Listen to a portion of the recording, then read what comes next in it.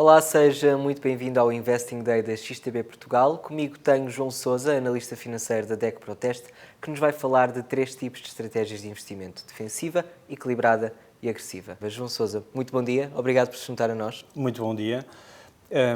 Venho de facto falar de 3 estratégias, porque de facto na conjuntura atual as taxas de juros estão muito baixas, não dão rendimento e de facto é preciso as pessoas terem algum trabalho a procurar rendimento para os seus investimentos que fazem para o longo prazo.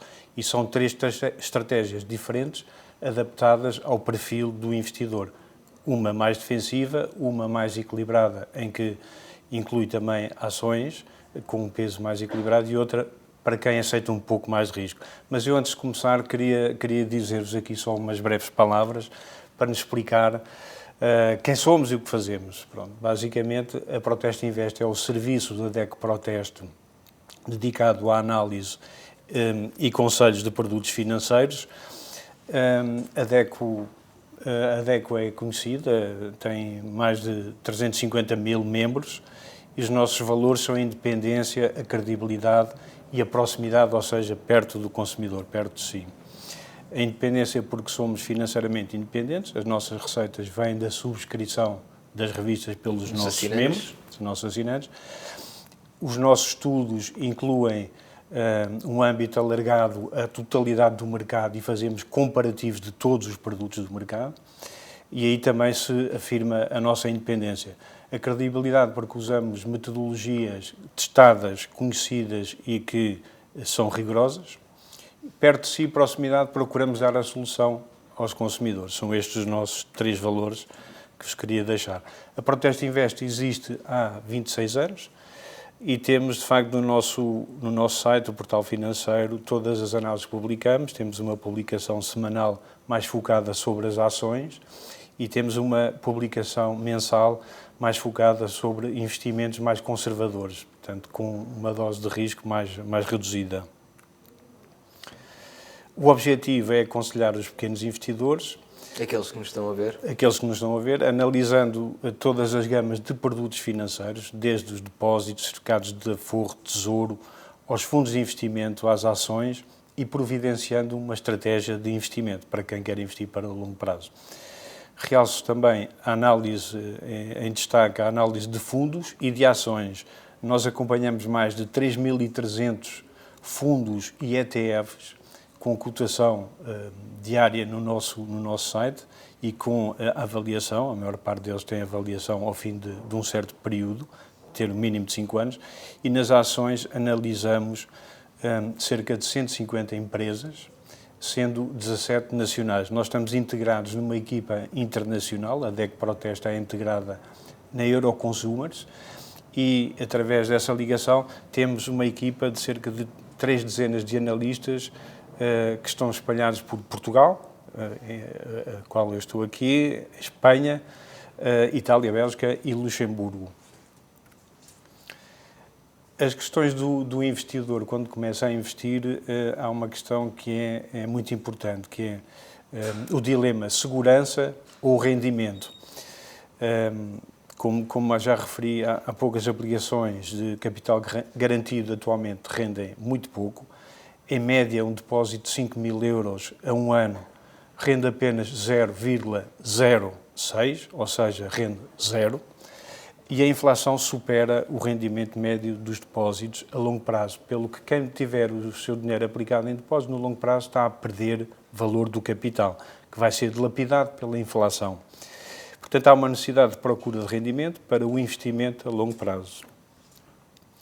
Portanto, como já referi, segurança versus rendimento, quem quer mais rendimento tem que aceitar algum risco. Mais rendimento implica mais risco. E há umas perguntas que têm que ser feitas. Primeiro, qual é o objetivo do investimento? Está a poupar para a reforma? Está a poupar para trocar de casa daqui a 5 ou 10 anos?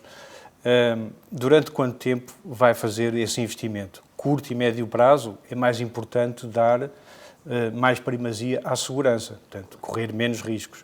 Quando é o longo prazo, estamos a falar de períodos acima de 5, 10 anos, aí já deverá ponderar bastante o rendimento versus risco e aceitar algum risco para ter mais rendimento. cá está a pergunta final, se aceita risco. Nós, no nosso portal, temos esta pergunta para fazer o estudo. As pessoas podem lá ir e fazer o teste do seu perfil e temos, de facto, a pergunta que lá está, que tipo de investimento é o mais adequado, tudo depende do seu perfil. Não abdica do capital investido, está disposto a aceitar algum risco para obter maior rendimento? Pronto, e temos a pergunta, qual é o objetivo do investimento? Podem ser vários. Investir sem correr riscos é uma estratégia muito conservadora, o rendimento é muito baixo. Pode ser por aí simplesmente investir em bolsa, aceita muito risco, ou pode ser, eu quero ter uma carteira com um risco mais equilibrado. Pronto. E é, no passo seguinte, a questão do prazo, não é? Portanto, qual o tempo que vai investir e o risco que aceita, se é um risco baixo, se é um risco moderado ou se é um risco mais elevado. Consoante as perguntas, o investidor é direcionado para o perfil mais ajustado. E aqui estão, de facto, as cinco estratégias. Estão as 5 estratégias, exatamente. A primeira é conservadora, que não faz muito sentido, é quem não quer correr riscos. E eu aqui estou a explicar as 3 estratégias: defensivo, equilibrado e agressivo, que estão aqui representadas. Portanto, há uma necessidade de procurar rendimento, mas com risco controlado. Vamos apresentar uma estratégia de investimento abrangente, a longo prazo, assente no potencial dos mercados financeiros. A estratégia é multi-ativos, portanto, assente com obrigações e ações. Assente no modelo de Markowitz, tem inputs internos, análise dos mercados, inclui os mercados acionistas, com a inclusão de mercados específicos, seja mercados mais desenvolvidos, o mercado americano, o mercado europeu, sejam mercados emergentes, propicia uma carteira diferenciada dos benchmarks e procuramos o rendimento versus o risco. Mercado de obrigações também procura limitar o risco e procuramos um potencial também, além do rendimento, que é o yield das obrigações, também o potencial de valorização cambial. Há sempre aquele equilíbrio do yield, rendimento e a valorização cambial. Nós, então, incluímos no nosso análise cerca de 30 a 40 ativos. Eu, como disse, portanto, os mercados de obrigações e de ações reagem de forma diversa e, portanto, temos interesse em incluir os dois, porque quando as ações perdem, as obrigações defendem o conjunto do portfólio para que ele não deixe de valor. Temos, portanto, 30 a 40 ativos. Do lado esquerdo desta apresentação estão as ações, são 18 mercados de ações e neste lado direito são as obrigações, que são 16 mercados de obrigações atualmente. Como já tinha referido, tem que se dar, portanto, importância ao rendimento, o return, e tem que se dar importância ao risco, aqui representado pela volatilidade. Temos em cima os mercados de obrigações. Um exemplo, o mercado de obrigações do Brasil tem uma yield atualmente de 11,67 e prevemos que haja uma valorização da moeda no longo prazo de mais de 1%, ou seja, tem um rendimento estimado a longo prazo de 12,79%, mas a volatilidade é de 18,71%, muito elevada face aos outros mercados de obrigações.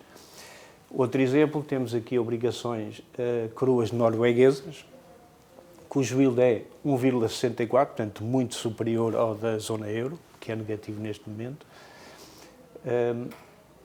E temos aqui uma perspectiva também de valorização da moeda, que nos dá um rendimento esperado a longo prazo de 2,51 e uma volatilidade já aceitável. Este ativo, como veremos mais tarde, é incluído nas nossas carteiras, após fazermos as simulações. O primeiro não, por razões que eu também depois irei explicar. Em baixo temos as ações, portanto temos aqui o return, o rendimento estimado e temos a volatilidade. Portanto, são estes os ativos que entram nos cálculos para encontrarmos as carteiras otimizadas. Os ativos têm a volatilidade e têm também uma correlação, ou seja, como eu expliquei, as obrigações e as ações reagem de forma diversa. Portanto, é correlação entre os ativos está aqui espelhada. Deste lado estão as obrigações, é claro, e com um tom mais carregado as ações. Portanto, a cor verde deste quadro dá uma menor correlação, ou seja, os ativos não se correlacionam uns com os outros, ou relacionam-se muito pouco. A cor vermelha identifica aqueles que estão muito correlacionados. Podemos ver aqui o próprio ativo, alguns têm, o próprio ativo, portanto, tem uma correlação de 1, isso é óbvio. A correlação máxima é 1. E pode ser negativa, como aqui em alguns casos. Podemos ver aqui o exemplo, estas são obrigações em yuan da China, em que tem uma correlação muito baixa com as obrigações da zona euro. Portanto, 0,17 é uma correlação muito baixa. Portanto, o interesse de incluir ativos com pouco correlacionados vai atenuar o risco global da carteira. Então, chegamos aos cálculos das carteiras e a nossa carteira equilibrada está aqui espelhada e, portanto, como a própria designação diz equilibrada, é um peso mais ou menos igual entre obrigações e ações. Neste momento são 55% de obrigações e 45% de ações. Podemos ver que há uma diversificação bastante elevada. Portanto, temos aqui 16 categorias de ativos, temos 9 mercados de ações, estão deste lado, as ações britânicas, as ações canadianas, o mercado chinês com 5% do total da carteira, as ações da zona euro com 5% do total da carteira e outros mercados que aqui estão representados. E temos 7 mercados de obrigações, deste lado esquerdo estão as obrigações, que no total há um peso ligeiramente superior das obrigações, 55% contra 45% das ações. Esta carteira destina-se para quem quer investir a 5 anos ou mais, portanto o nosso prazo mínimo adequado é 5, mas poderá ser mais. Não quer dizer que a pessoa não possa investir e resgatar ao fim de um ano ou ao fim de um mês, se necessitar. O que nós dizemos é que não é adequado para prazos reduzidos devido ter algum risco. Obviamente, para ter este risco será 5 anos o prazo mais adequado. Nós limitamos o risco desta carteira.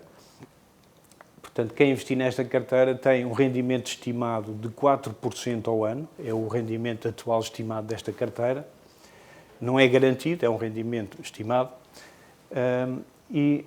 Limitamos as perdas. Portanto, nós maximizamos o rendimento esperado, mas com o limite de risco. Limitamos o risco a um máximo. E, portanto, temos aqui 10% será o máximo de perda em cada ano que o investidor salvo poderá... em condições muito extremas.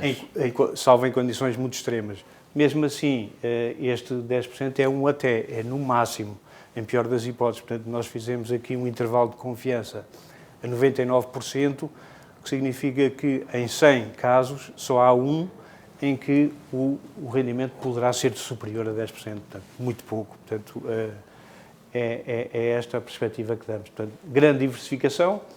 Imagine que alguém fosse investir não através de fundos, porque esta carteira é de fundos, mas fosse investir diretamente nos ativos.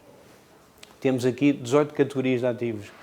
Se em cada um dos mercados, para ter uma diversificação mínima, tiver que investir em 10, por exemplo, para investir no mercado de ações da zona euro, tivesse que investir no mínimo em 10 títulos para estar representado na carteira esse mesmo mercado, significa que teria que ter no mínimo 160 ativos, se fosse investir diretamente nas ações, nas obrigações, e não, como é feito aqui, um fundo que ele próprio faz o investimento em fundos também destes ativos. Portanto, isto para uma carteira equilibrada? Para uma carteira equilibrada. Esta é a carteira equilibrada, é central. Diria que é a carteira equilibrada. Para quem quer menos risco, portanto, temos aqui, limitamos a perda máxima a 5%, aqui já não é 10%, mas é 5% de perda máxima em cada ano. Não pode estimar ser uma perda superior a isso. O rendimento também é um pouco inferior, 2%, e o prazo é o mesmo, prazo mínimo de 5 anos, aconselhável 10 anos. Aqui as obrigações representam 75% e as ações 25%, portanto cerca de um quarto da carteira. Temos a carteira bastante diversificada, temos 11 categorias de ativos, sendo 5 mercados de ações e 6 de obrigações. Portanto, as ações estão aqui representadas a mais escuro e as obrigações a cor mais clara deste lado.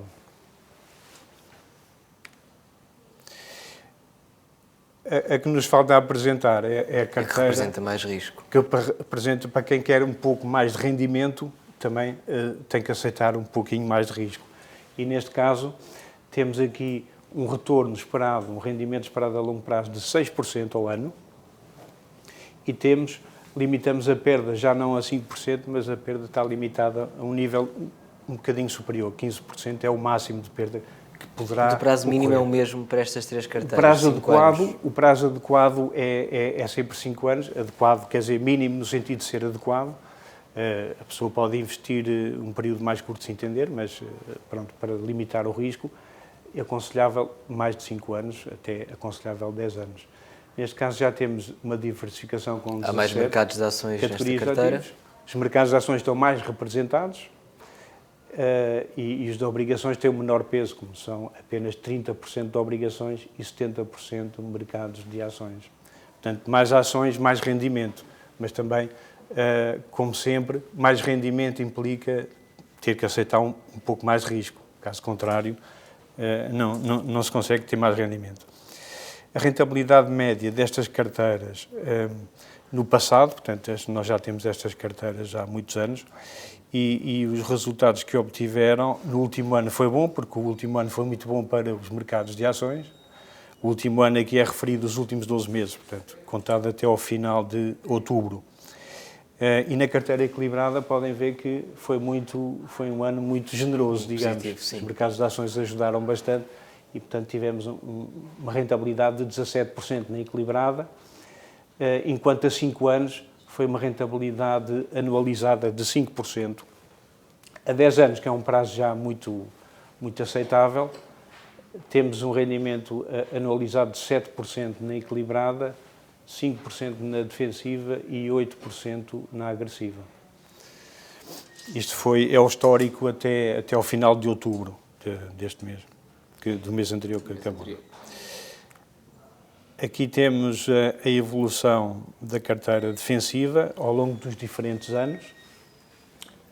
A vermelho está o índice da Lipar, os fundos globais mistos da Lipar, e a carteira defensiva azul acarregado aqui. Eu posso mostrar que... Isto de 2003, para quem não está a conseguir ver, 2003 desde até 2021. 2003 até ao final de outubro de 2021. Vemos ali uma queda em 2008, na altura da crise. Foi a crise financeira de 2008, que foi muito acentuada, a recuperação bastante forte no ano seguinte, em 2009, que foi um ano de recessão económica, mas as bolsas já tinham disparado, disparam sempre com alguma antecedência, as bolsas face à economia, não é? O ano de 2011 foi o ano do resgate financeiro a Portugal, e seguidamente a este resgate houve a crise da dívida soberana de alguns países da zona euro, entre os quais a dívida... E em 2020 vemos claramente os efeitos da pandemia comparado a 2019. 2020 foi a pandemia, e 2021 tem sido um ano até agora bastante positivo também. Uma retoma tímida. Uma retoma bastante generosa a retoma. Aqui a carteira equilibrada para o mesmo período, mas podemos ver que as oscilações são maiores, porque tem maior percentagem de ações e, portanto, aqui teve uma queda um pouquinho maior no ano de 2008, mas no ano de 2009 teve uma recuperação muito superior até à queda do ano anterior. E como podemos ver aqui, 2021 está acima do índice de referência e pronto, está perto ali dos, como referimos há bocado, aquele valor do último ano, que foi o que estava aqui no quadro, na carteira equilibrada, portanto 17% no último ano. E agora para a carteira agressiva? Carteira agressiva, as situações são ainda um pouco maiores, porque quando tínhamos aqui há pouco a queda nos 30, aqui foi um pouco superior, mas no ano 2009, se vir aqui a recuperação, no ano 2009 foi uma recuperação de 40%, ou seja, também superior à queda do ano anterior. no ano 2021. Já estamos aqui, portanto também tem sido um ano muito benéfico para os mercados de ações. Isto é o risco que está representado ano a ano e a evolução das rentabilidades. Dá uma noção do risco para quem quer investir e portanto, a estratégia deve ser de longo prazo, não se deve investir apenas durante 6 meses ou durante apenas um ano, porque os resultados são mais garantidos com prazos mais longos. O universo dos produtos que utilizamos aqui são acessíveis aos pequenos investidores, são fundos e ETFs, portanto estas carteiras são construídas pelo investimento em fundos e ETFs. É um modelo elaborado internamente, temos a rentabilidade dos últimos 5 anos, aqui estamos a falar que também avaliamos os fundos de investimento. Quanto aos fundos de investimento, temos a rentabilidade de vários critérios, não é? Como disse há pouco, nós temos cerca de mais de 3.300 fundos e ETFs que acompanhamos e temos avaliação e cotação diária no nosso site. E para isso temos 5 critérios, são para simplificar a rentabilidade dos últimos 5 anos, é a consistência dessa mesma rentabilidade ano após ano, é o risco, medido pela volatilidade da valorização da unidade de participação também, e são os custos, que é medido pelo Total Expensive Ratio, e é também o ajuste ao mercado de referência que o fundo segue. E, portanto, os fundos depois têm um scoring cuja nota máxima é 100, e aqui está representado, nós temos esta na nossa publicação, deste lado estão os fundos, deste lado está o TER, como eu falei, o custo total ao final do ano. Aqui tem os rendimentos do último mês, do último ano. O último ano foi um ano muito generoso para as ações, e aqui dá para ver. Os últimos 3 anos, isto tudo anualizado, em termos de ano, e os últimos 5 anos. A classificação, como eu disse, a nota máxima é 100, estes têm aqui uma classificação de 90, a partir de 90 já é excelente, que é estes 3 primeiros. Isto são os fundos, o exemplo que eu estou aqui a dar é para os fundos da zona euro, mas poderia ser outra categoria. E aqui temos sempre um aspecto prático, que é como é que as pessoas podiam, de facto, fazer estes investimentos. Ir aos bancos e investir nestes fundos todos, como eu mostrei há pouco, são uma grande quantidade de ativos. Cada fundo para uma categoria de ativos tinha que investir em muitos fundos. Portanto, seriam mais de uma dezena de fundos diferentes, comercializados em vários bancos, portanto, a pessoa tinha que abrir contas em vários bancos e vários fundos, montante mínimo elevado para obter a diversificação ideal, e teria que fazer subscrições, resgates regulares para replicar a nossa estratégia, porque os conselhos vão mudando e nós vamos, todos os meses, fazemos o ajuste da carteira e alterações em função da conjuntura. E, portanto, quem investisse diretamente teria esse trabalho que não seria pouco, não é? Portanto, e até rebalancear a carteira, ajustar a carteira às alterações que nós vamos também fazendo. Nós encontramos uma solução, fizemos uma parceria, encontramos um fundo que ele próprio faz esse investimento. Portanto, esse fundo replica as nossas estratégias. São 3 fundos da Optimize Seleção, que replicam a nossa estratégia. Um é defensivo e replica a estratégia defensiva, há outro que replica a nossa estratégia equilibrada e há outro que replica a nossa estratégia agressiva. O investimento inicial é muito facilmente acessível, bastam 10 euros para investir neste fundo e, portanto, aceder àquela estratégia. E em função do perfil pode escolher a estratégia, como referi há pouco, se for a defensiva, se for a equilibrada ou se for a agressiva, com um pouco mais de rendimento esperado, mas também um pouco mais de risco. Podemos ajustar a estratégia ao longo do tempo? Podemos ajustar, faz mais sentido em função do perfil eu escolher qual é a minha estratégia em termos de risco. A nossa estratégia equilibrada vai sendo ajustada todos os meses, em função da evolução dos mercados e em função das perspectivas que vão mudando, não é? Isso é feito com uma frequência mensal. Aqui também o ajustamento da carteira fica a cargo da gestora e, portanto, é um instrumento que facilita o investimento nas nossas estratégias. Este fundo, que é um fundo que existe e que é comercializado, teve estes rendimentos que eu aqui vos exemplifico no último período do último ano. O fundo Optimize Seleção B defensiva, a base e a agressiva. Como podem ver, a base no último ano, que foi um ano muito interessante e muito generoso para os mercados de ações, rendeu 15%. Nos últimos 5 anos, em média anual, 4%. Na defensiva um pouco menos, na agressiva um pouco mais.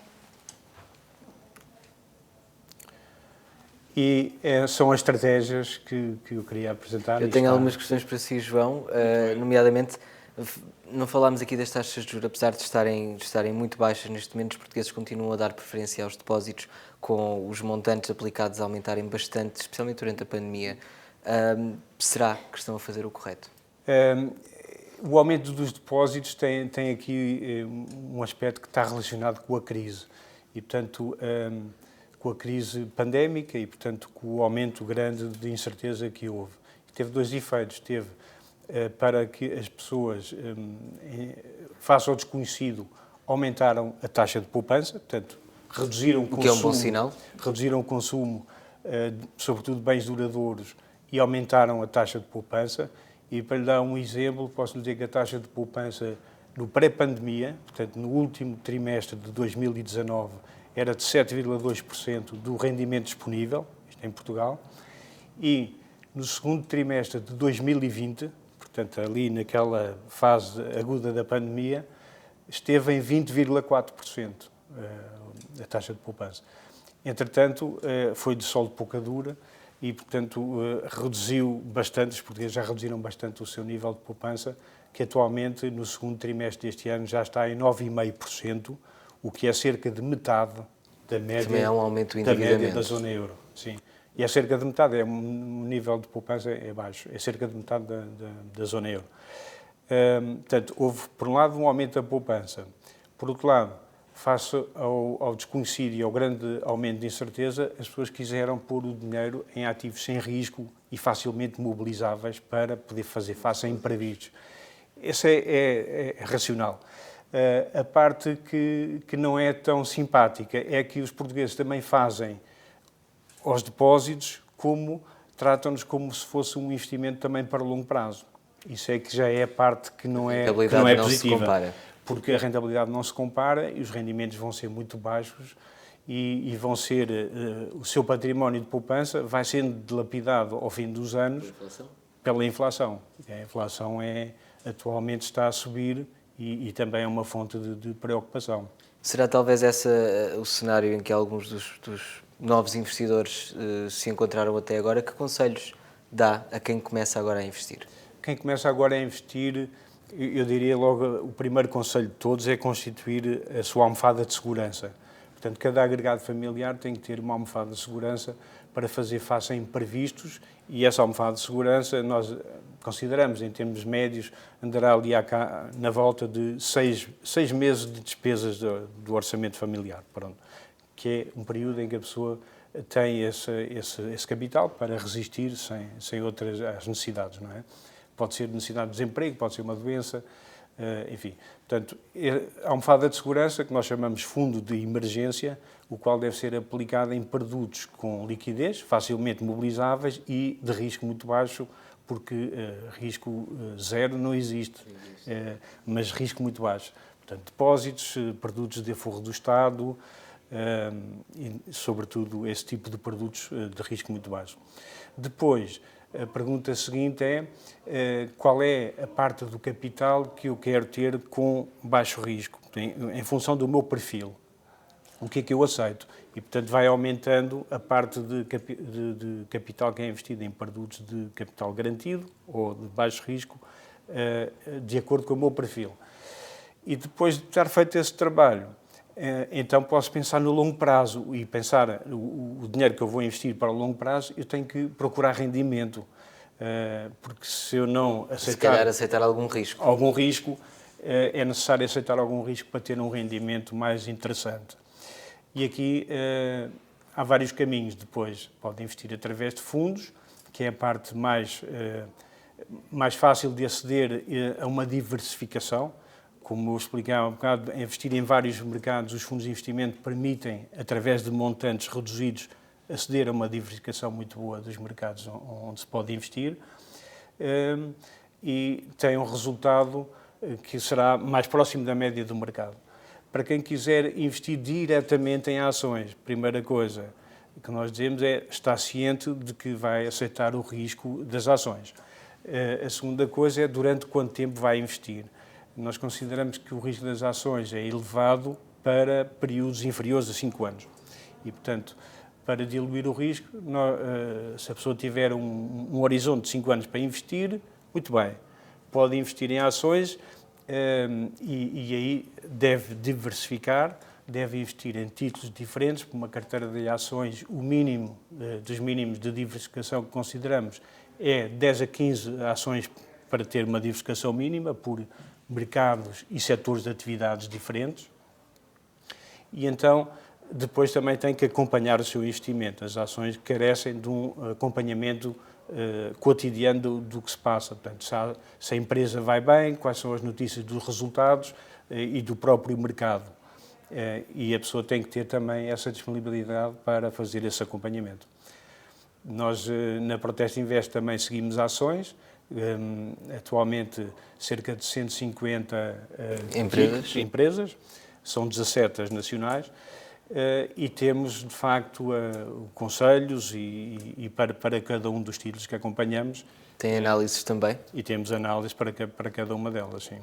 Mas as ações são, de facto, para quem tem algum tempo para poder acompanhar esse investimento. E para 2022, para terminar, como é que vê os mercados no próximo ano? Para 2022, a primeira coisa que eu dizia é que há aí umas 3 tendências que eu acho que vão permanecer. A primeira é a transição energética, portanto, a tendência para irmos mais para energias limpas, menos hidrocarbonetos, menos petróleo, menos esse tipo de combustíveis e mais energias limpas, as energias renováveis, a eletricidade nos automóveis e por aí. Essa é a primeira tendência, que afeta bastante as empresas petrolíferas, mas não só.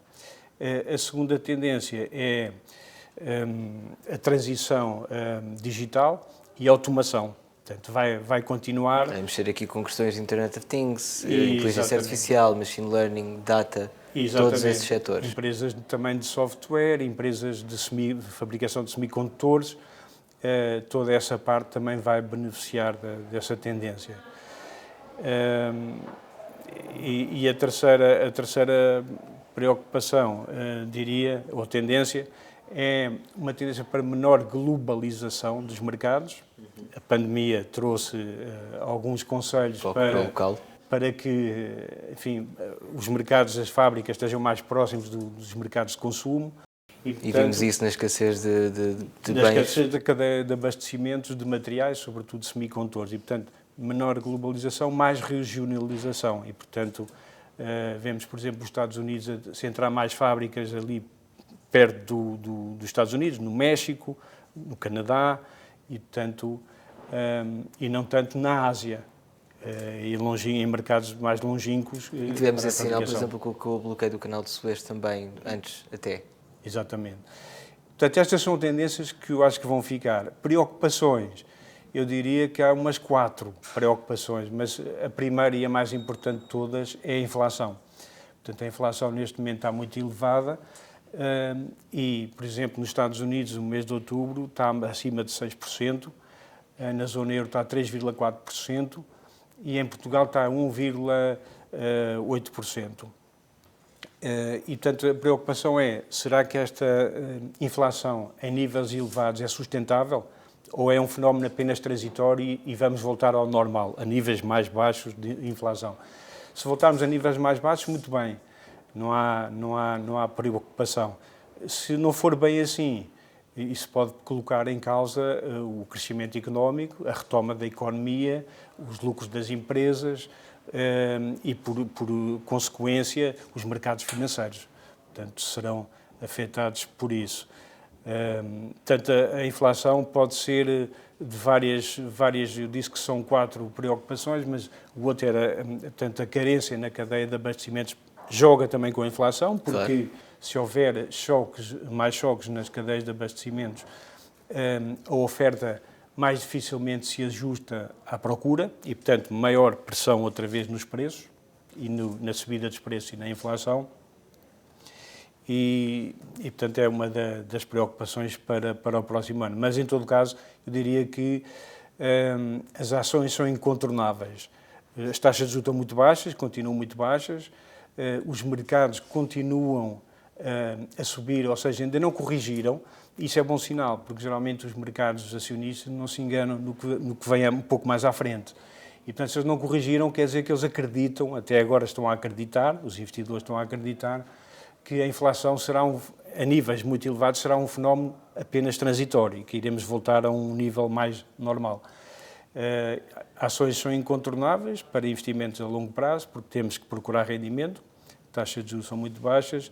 Eu diria que a solução é uma estratégia de investimentos diversificada e composta por mercados de ações e mercados de obrigações. Portanto, será uma estratégia moderada ou equilibrada. João Sousa, muito obrigado mais uma vez por ter estado connosco. Foi um prazer estar aqui, obrigado também.